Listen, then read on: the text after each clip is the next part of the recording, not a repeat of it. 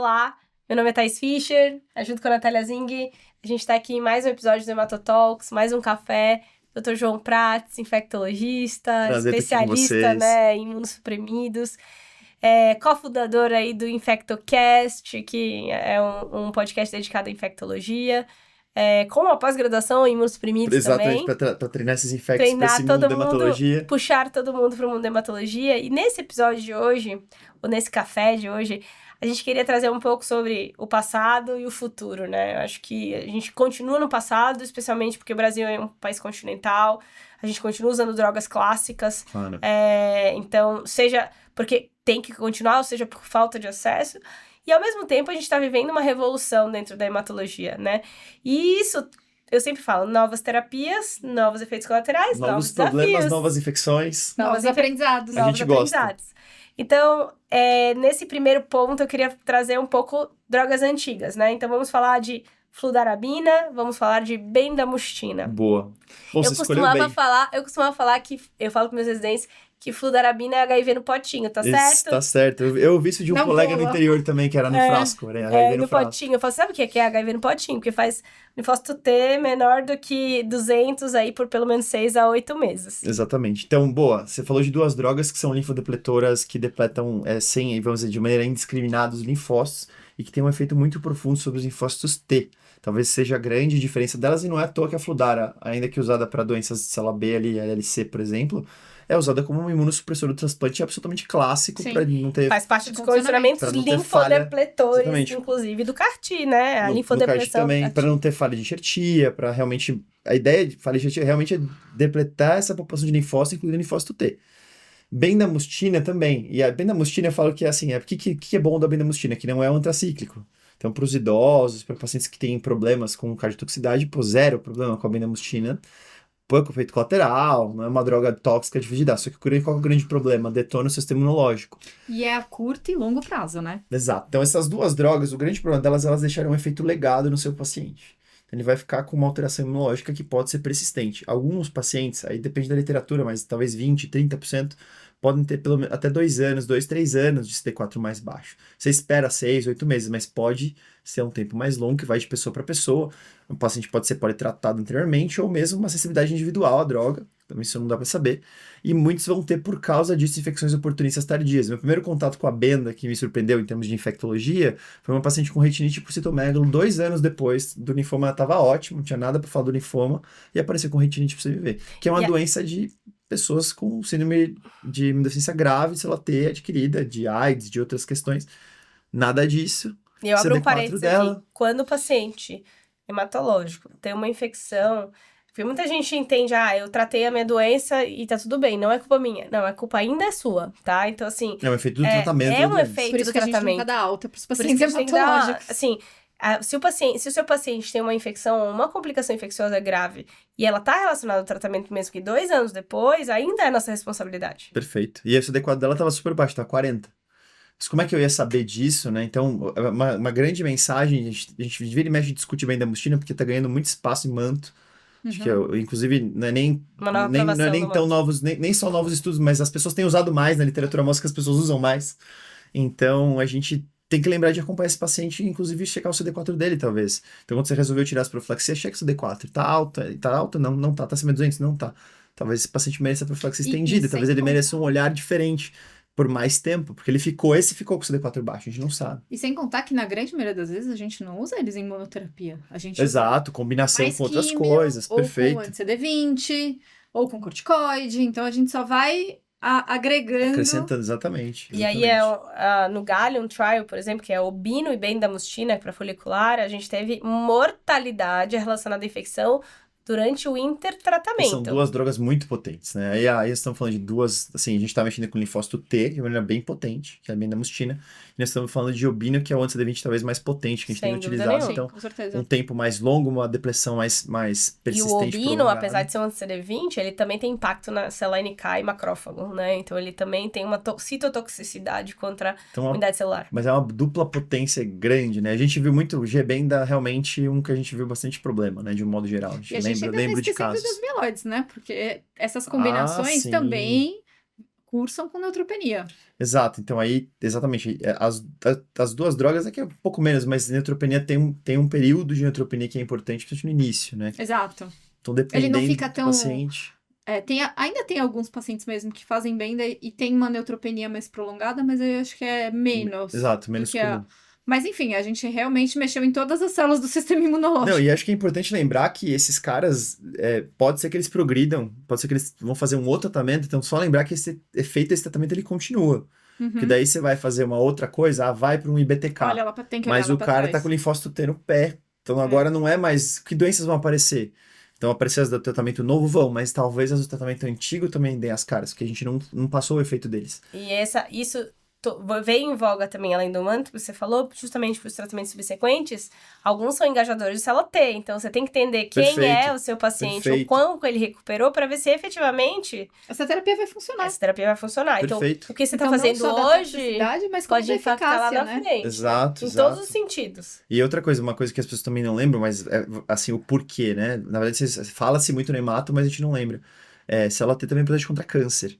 Então, geralmente, pessoas que tiveram drogas depletoras de linfócito T nas suas vidas, que duraram muito essa depressão, tá associado com novas neoplasias. Exato, muito então, bem lembrado. Por isso que a fludarabina tá associada à segunda neoplasia. Outro câncer. E aí a gente sabe, bom, a história que nós temos, né, em geral, o segundo câncer é terrível, hein? Porque costuma ser uma coisa com mutações, com uma doença mais grave geneticamente, né? Então, assim, imunossupressão, lógico, a gente tem que sempre falar das infecções primeiro, mas tem que lembrar que a célula T também serve protegida contra câncer. A gente não pode esquecer disso. E quais, então, são as infecções que são mais comuns com o uso dessas medicações? Então, célula T, o exemplo que fica fácil de lembrar, que é mais do conhecimento popular, é os pacientes com AIDS, né? Com pacientes com HIV, que tem CD4 baixo. Então, de um modo geral, vai ser bem parecido. Mas na hemato, as que a gente mais vê, citomegalo, frente doença visceral. Então, nós estamos falando de uma reativação assintomática, a gente está falando de uma doença digestiva, trato gastrointestinal. Principalmente trato gastrointestinal e olho, são os dois que a gente vê mais CD4 baixo, tá? A pneumonia a gente vê mais no pós-TMO mesmo, tá? As outras duas, então, neurotoxo, pode aparecer, já tive alguns casos, infelizmente, geralmente são muito graves no paciente hematológico, são mais graves. Pneumocistose, a gente não fala muito, mas é uma doença que se eu te pegar um paciente com HIV, vendo com HIV, um paciente hematológico, a mortalidade desse cara aqui é 4 vezes maior. Tem estudo recente mostrando isso. Então, esse cara, quando ele tem pneumocistose, é muito pior. Então, pneumocystis é um ótimo exemplo. Um dos últimos casos que a gente teve mais emblemáticos, assim, foi uma pneumocistose que a gente foi suspenso bactéria no tempo, que era combinado, 6 meses. E o cara continuou com CD4 baixo e fez uma pneumocistose grave. Acontece. Infecções fúngicas, principalmente aí, quando a gente fala de CD4, a gente tá falando de criptococose, ou neurocripto, que a gente vê mais, mas pode ter outras infecções fúngicas menos comuns, eventualmente. E zoster. Zoster é o número 1, porque como o zoster afeta pessoas com pouca depressão, não precisa nem muito para você ter um zoster. Mas zoster disseminado foi um outro exemplo de um paciente que a gente também falou assim, tirou relativamente precoce o aciclovir. Fez um zoster disseminado, parece uma catapora num adulto. Inclusive, quem já foi vacinado para catapora? Inclusive, não, essa é uma ótima pergunta. O vírus é vivo, mas a gente acredita que muito menos do que o vírus normal. Então, a teoria é que as pessoas vão ter muito menos zoster. Vamos ver. Precisa de um tempo pra gente ter certeza que a vacinação para catapora não faz tanto tempo. As pessoas com 30 e poucos anos não tomaram vacina de catapora na rotina. A gente não tomou. A gente visitou o amiguinho que tinha catapora pra pegar a catapora, né? Uma coisa legal sobre catapora, tô aproveitando pra falar pras pessoas, epidemiologicamente, tem muitos estudos sobre isso. Se alguém falou que na família teve uma pessoa com catapora em casa, você teve contato. Tá? Que a gente, não vacinei. Cara, seu irmão teve. Meu irmão teve, mas eu não. Você teve contato. Sim. Tá? Isso a literatura mostra bem que a soropositividade é de um relato. É extremo, é 99% que o cara teve mesmo. Aí, saindo do passado, caminhando pro futuro, né? Então, a gente teve, nos últimos 2 anos, a aprovação da terapia celular, que é a terapia CAR-T, ou seja, que você... E aí, de novo, junta imuno, infecta, né? Você pega um linfócito T, transinfecta com lentivírus, um retrovírus, inocula material genético. Ou usos específicos que a gente também... E aí, não, são eu todas digo assim, terapias recrutadoras de linfócito T. Mas eu digo assim, juntando novamente infecto com imuno, né? Cara, porque essa é pra mim, engenharia genética pra mim isso é muito legal. Clássica. Para as pessoas tentarem imaginar, né? A gente tem um linfócito T bonitinho lá, que tem um receptor de linfócito T. Ele existe, né? E aí as células apresentadoras de antígeno apresentam alguma coisa lá, beleza. O que a gente faz aqui ao invés desse cara ter o receptor normal dele, a gente modifica ele. Genético, mas com um vírus. Quem faz é um agente viral. Vírus. Aí ele expressa um treco lá que vai atacar o que você quiser. Essa que é a sacada. Então é literalmente pegar a tua célula, enfiar um negócio lá para ela atacar quem você quer. E o bispecífico é mais simples, mas também é muito genial, né? Que é o Que é, anticorpo encosta nesse lugar, encosta onde você quer. Então você fala, das mãos, bata né? nisso aqui, né? Uhum. Então essas duas coisas são sensacionais, mas o que vem decorrente disso, então, por exemplo, o CAR-T tem uma linfodepressão inicial, Que usa fludarabina, inclusive. que é justamente para não ter essa... Entrou um monte de célula nova, se tiver alguma reação antigênica, isso pode ser ruim, eu quero que E esse esse linfócito precisa sobreviva e crescer. cresça, né, em quantidade, então isso é importante. No transplante a gente faz algumas medicações também para diminuir esses linfócitos que vêm do doador, né, então o Cipopos é um exemplo, ou ATG, né, e tentar diminuir esses linfócitos que não são desejados. Então olha que interessante, tem os linfócitos que a gente quer, os que a gente não quer, é uma doideira isso. Mas a linfodepressão no CAR-T faz uma coisa diferente do bispecífico. Então tem um período de neutropenia e potencialmente um período de imunossupressão um pouco maior.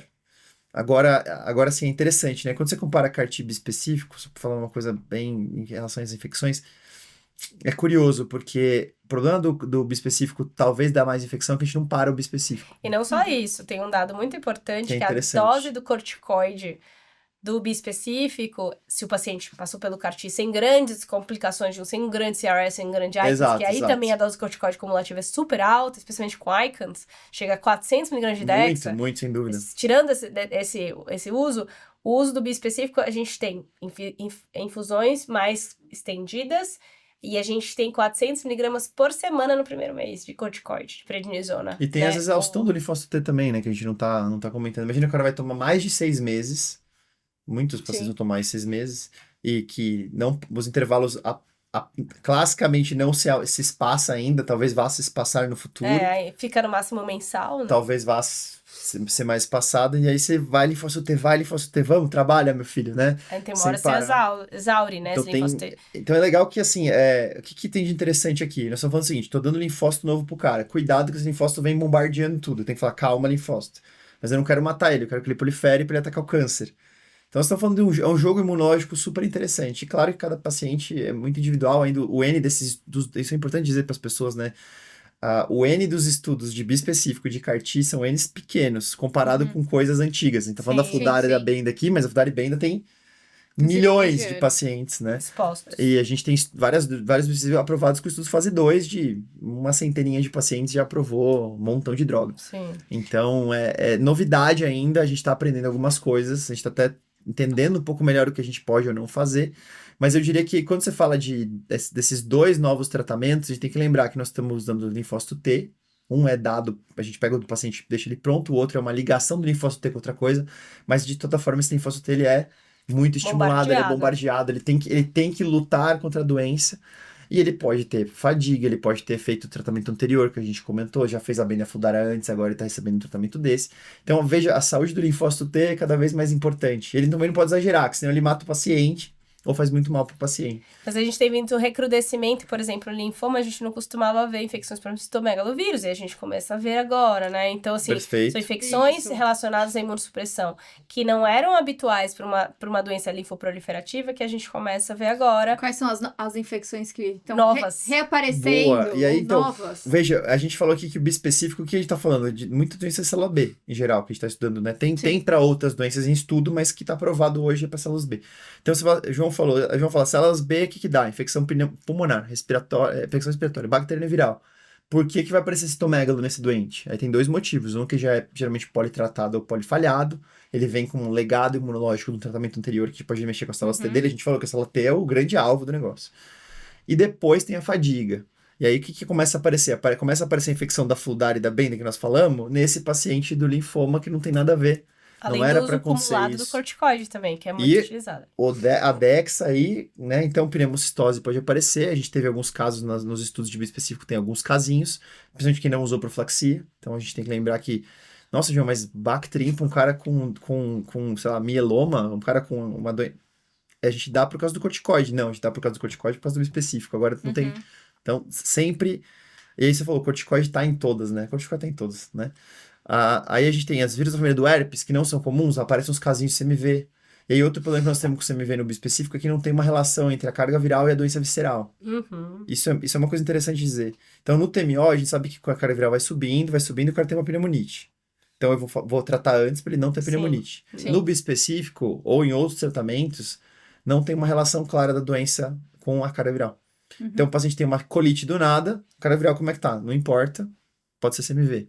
Tá. E é o que a gente foi visto nos estudos, não ter reativações, ou ter reativações e não ter nada. Tem carga viral, não tem nada.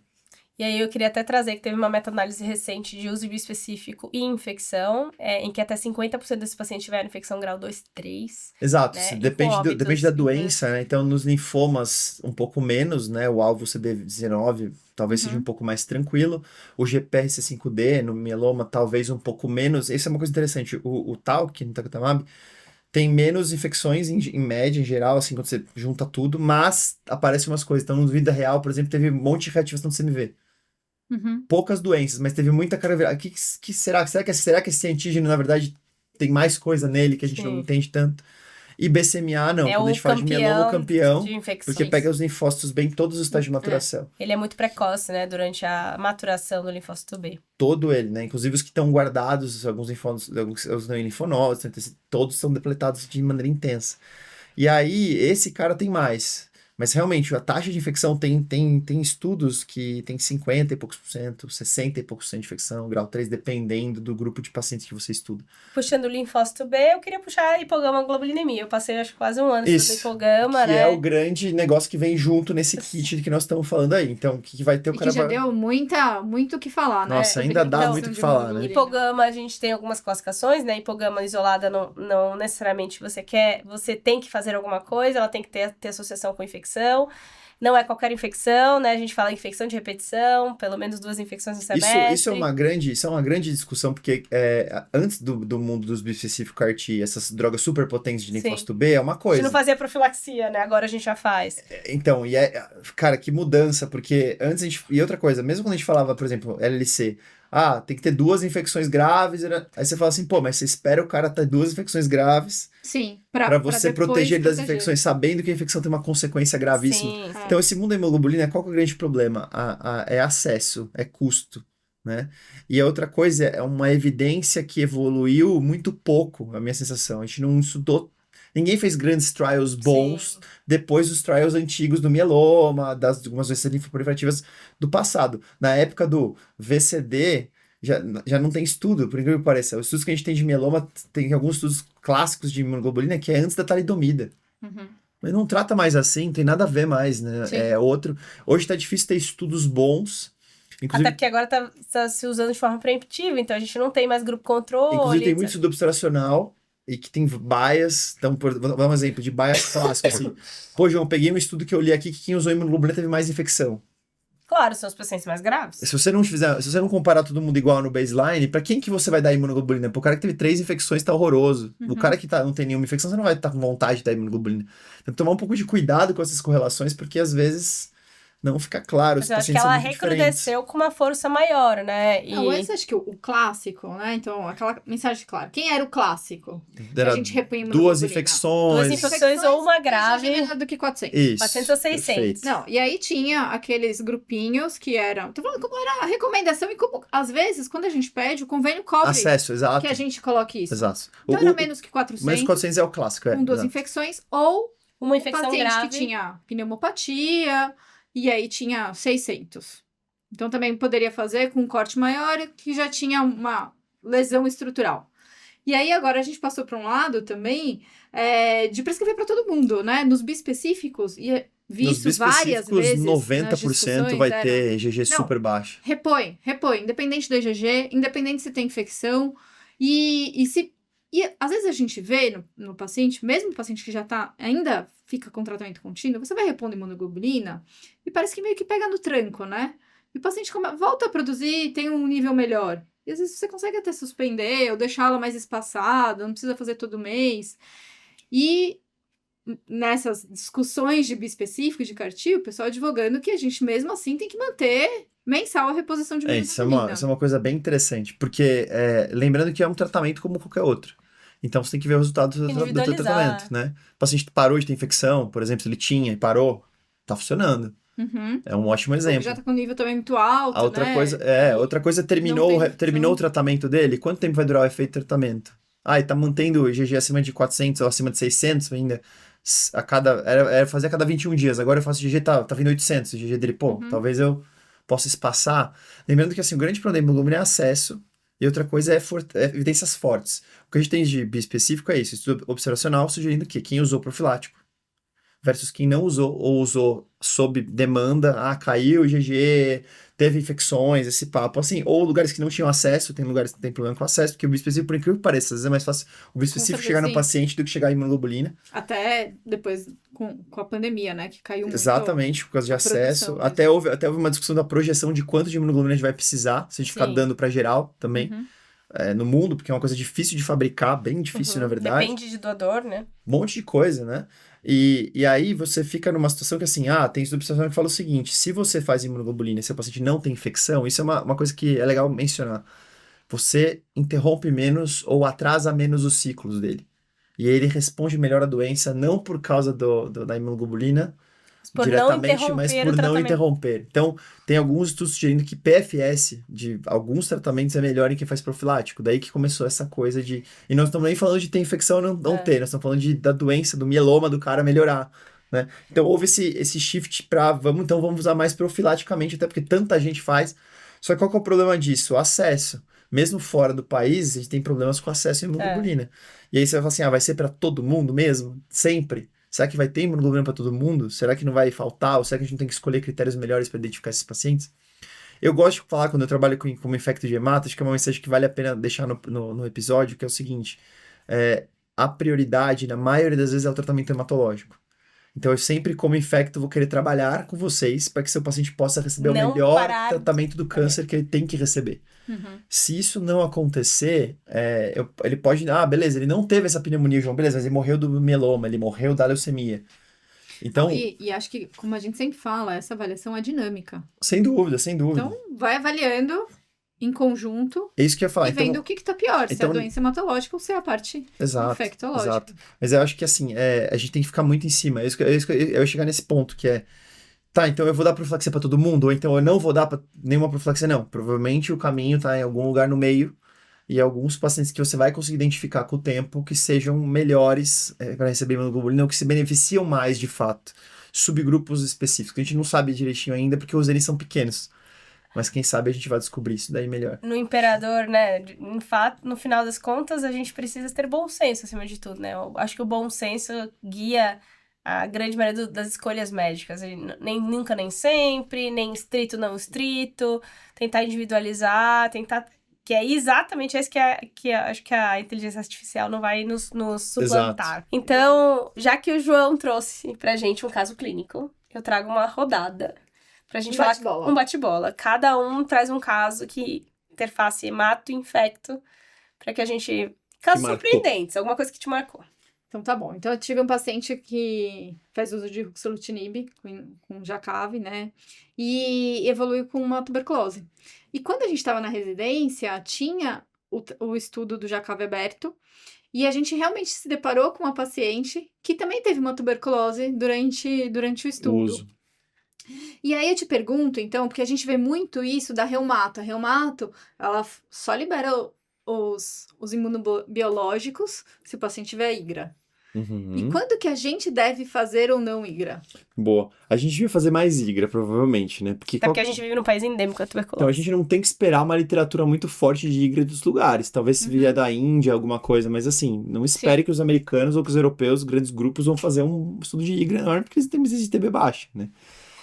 Então, a gente deveria fazer mais. Para todos os pacientes que vão começar a quimioterapia, de modo geral, que interpreta linfócitos, de um modo geral, até precisa de linfócitos T, a gente teria que dar uma olhada nisso. A gente não lembra de fazer. O problema do JAK, então, dando um exemplo específico, é que é um dos motivos do IGRA vir, é um falso negativo, ele vem indeterminado. Isso é legal falar, porque a grande vantagem do IGRA é que ele é um teste que tem alguns controles. Então, uma coisa é fazer o PPD, seria chamar de prova tuberculínica mesmo, que você vai ler de maneira subjetiva se teve ali uma inflamação ou não. Você não vai entender muito bem o porquê, se fez o nódulo ou não fez. O IGRA é diferente. Eu pego o linfócito T do cidadão e eu dou, por exemplo, primeiro um antígeno da tuberculose, o outro de tuberculose. Tem um controle que a gente não faz nada. E tem um controle que a gente dá uma coisa chamada mitógeno específico. O negócio fala assim, prolifera linfócito. Ele vai produzir interferon gama independente de qualquer coisa, para ver se esse linfócito está funcionando. Se eu estou dando Jacave para o meu paciente, ou outras drogas, principalmente depletores de células T, ou que afetam a função de células T, a hora que eu dou o mitógeno, ele não produz nada. Então, o ideal seria a gente fazer hidrateste antes de começar qualquer todos eles, tratamento. exatamente. E desde que o linfócito esteja uma contagem alta também, porque se ele estiver muito baixo, também o resultado vai ser negativo. Talvez já venha negativo, exatamente. Mas essa questão, então eu preciso, e é legal porque o IGRA vai vir indeterminado. Por que ele fala indeterminado? Porque quando eu estimulei com uma coisa que é para todos os linfócitos produzirem, ele não produziu. Então aí eu não posso testar a TB, não dá pra dizer. Então o IGRA quando ele dá indeterminado, pra nós é muito bom, porque a gente fala, tá, esse cara tá imunodeprimido num ponto, imunologicamente, que ele não adianta eu fazer IGRA. Eu vou ter que raciocinar de uma outra forma. E o IGRA positivo também tem um lado que, assim, duas coisas que melhoraram. Hoje não tem só isoniazida para tratar, profilaxia. Rifampicina com isoniazida. Isso, tem tratamentos que são com intervalos grandes, o paciente toma semanal. Então já é bem mais fácil, menos interação um pouquinho, mas o grande problema é que rifampicina sempre interage com tudo e que isoniazida da neuropatia, putz, pra nós, mieloma, é ruim.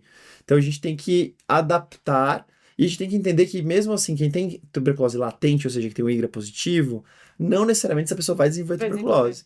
O que a gente está tentando fazer é uma redução do risco de desenvolver uma tuberculose de fato. O reumatologista, quando ele está preocupado com TB, é quando ele está falando de anti-TNF, que o risco é extremamente alto de reativação e de formas disseminadas e graves de tuberculose.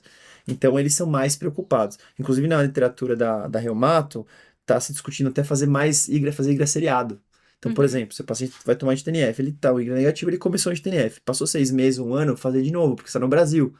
Quem garante que você não se expôs novamente, porque tem os casos de tuberculose que aconteceram com o IGRA negativo no baseline, uma discussão é que eles se expuseram. Sim, com certeza. Andou de metrô no Brasil, você tem a possibilidade de entrar em contato. Profissional de saúde, que é um grande exemplo, de muitos profissionais de saúde se tratam para diversas doenças, aí a gente é um grande exemplo de quem pode ter um PPD IGRA ou IGRA positivo, né? Então, o IGRA é melhor, a gente deveria fazer mais IGRA. Agora, se já está com JACAV, diagnosticou tuberculose doença, não é latente, nós temos um grande problema que são as interações medicamentosas. As rifamicinas em geral, mas a rifampicina interage com everything they mat. Então é um problema muito sério, a gente precisa mudar o tratamento muitas vezes, ou fazer tratamentos alternativos, tem que pedir o tratamento da Secretaria de Saúde, porque a gente não tem disponível as drogas separadas, e tem que usar drogas alternativas. Então é frequente que na hematologia a gente combine, faça um esquema de tuberculose especial para aquele paciente, naquele momento dele, naquela época da vida dele, durante o transplante, durante o tratamento, porque, por exemplo, o JACAV é um bom exemplo, você não vai tirar o JACAV do cara com mielofibrose. Sim. Então eu vou ter que a gente tem que se virar com a TB, o que a gente vai fazer. Meu caso? A gente teve um paciente que era uma leucemia mieloide aguda, alto risco, era um paciente do SUS até, e aí chegou, enfim, foi refratário à primeira linha, segunda linha, resgate, transplantou, tava aí provavelmente 10 meses do transplante, um pouco mais pra frente já, deu entrada com quadro meningite. E aí a gente, óbvio, paciente pós-transplante, já entra, meningomol, faz tudo, mas foi muito interessante, porque no líquor, na análise microscópica do líquor, o laboratório ligou pra gente e falou, identificamos um agente indeterminado. Não sabemos o que é esse agente. É uma infecção fúngica, provavelmente, pela parede, mas a gente não conseguiu tipar esse fungo. Caramba, olha só. E aí a gente acabou encaminhando para o Adolfo Lutz, que tem inúmeras outras maneiras de identificar, identificação, inclusive eles fazem sequenciamento, etc.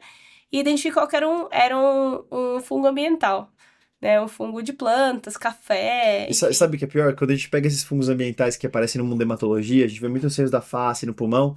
Ah, veio fungo ambiental, aí você põe lá, eu até brinco com os alunos, vai no Google, põe o nome do fungo, aí aparece assim, café, esse fungo é ambiental, cerveja. Aí você põe assim, em humanos, aí aparece assim, existem relatos em pacientes oncohematológicos. E aí sempre essa bendita em pacientes oncohematológicos, que é justamente o seu caso. E aí, o que tinha de exposição, e você vai voltar sempre, tem uma exposição, ele praticava medicina tradicional, banhos de cheiros, e banho de folha, banho de chás. Então, que ele achava que era por fora, que ele não estava tomando nada e que não teria problema. Você trouxe um ponto muito bom, que é o seguinte, pessoal, que vocês vão visitar alguém no hospital, não leve flores, eu tô brincando, mas um paciente imunodeprimido. Inclusive, as nossas aqui são fakes. São flores seguras. Pode-se levar flores de plástico. Pode ser limpado com álcool. Exatamente. Não, então, mas isso é interessante. Não levem flores, porque as plantas têm fungos nas folhas e na terra. não levem para pacientes com hematológico transplantado, tanto que na verdade nem pode entrar, nem vamos Nem no deixar você hospital, entrar. Mas quando a pessoa for pra casa, também não levar em casa. Exatamente, é a mesma coisa. Teve até uma ocasião, eu não vou mencionar quando foi em que hospital, mas teve um hospital que teve um problema com a recepção do hospital, tinha uma fonte super bonita do centro oncológico, era uma fonte linda, água, aquela coisa que realmente Os arquitetos fazem. esteticamente é maravilhoso, né? E aí teve um surto de fusariose, que tinha fusário na água. Aí descobriram que tinha na água da fonte, aí acabaram com a fonte. Sim. Mas só para ilustrar que o ambiente desse paciente faz toda a diferença. Então, não é esses banhos de chá, até aproveitar e falar isso que é importante. Medicina tradicional é ótimo, beleza, mas fala que você está usando coisas desse tipo. Isso também é remédio, ou isso também é uma planta na exposição. Exato. Conta, tudo que você acha que é meio estranho, que não é todo mundo que faz, né? E mesmo que você ache que todo mundo faz e que não é remédio, fale que você faz, porque existem inúmeras problemas. Imagina se você usasse um anticoagulante e ele tomasse esse chá e você nunca chega ao NR, o RN nunca chega no nível adequado. Então, assim, tem interações, inclusive, com alguns medicamentos e Sim. até coisas que potencialmente podem ser negativas para o tratamento quimioterápico, existe na literatura. Sim, com certeza. E aqui no caso, se você é imunodeprimido, você está se expondo a uma infecção fúngica da folha do negócio. Eu acho que João, até pra gente terminar, tem uma coisa que a gente sempre pede. Uma dica para um jovem hematologista ou para um jovem infectologista. Ou os dois, né? Ou os dois. Cara, caro hematologista, tem um infecto pra chamar de seu. E o infecto tem um hemato. E o infecto que quer trabalhar na área vai estudar hematologia, vai estudar imuno, porque não é fácil, não é pouca coisa. Então, se você gosta desse mundo, tem um hematologista pra você conversar e perguntar e tirar suas dúvidas. Tá bom. Muito obrigada. Obrigada, acho que muita clínica médica, que é o que a gente adora. A gente gosta bastante. A gente conseguiu ainda trazer um pouquinho de vida real. Eu adoro imuno, gente, então só podia. Muito obrigada. Obrigado a vocês, foi um prazer estar aqui.